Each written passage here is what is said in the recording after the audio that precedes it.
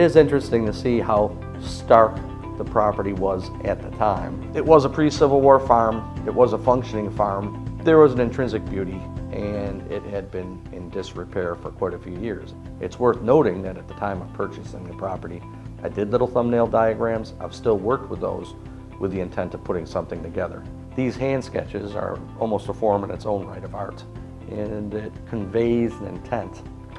It goes all the way back to the Renaissance, that the architect would be the master builder, convey the intent, orchestrate the team around that intent, and then put something together that we're all proud of. The koi pond was a salvage of material from Chevy Place, which was one of the architectural projects I worked on years prior. We set up a 5-foot deep pond, did a recirculating pump, and set up a very nice fence as you walk into the property. Adjacent to that is the red barn, and it was lucky it was standing. It was actually functioning more like a bridge truss across the back. All the structure had since been gone.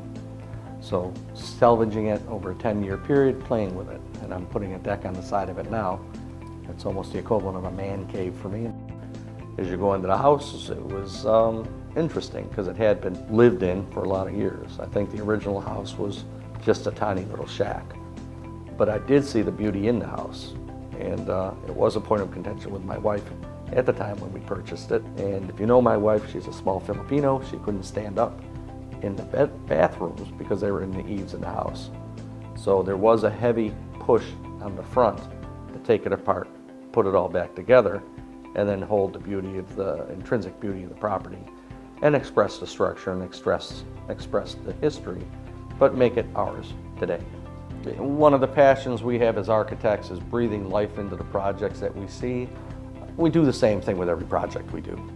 Very rarely do we have a client that isn't just exceedingly satisfied. Through my life, I've figured out how to give the client a little bit more than what they've asked for, a little bit less at what the cost is, and on schedule, budget, fee, best outcome that they could possibly look for. That's what we drive for in our work. That's what I did within the house.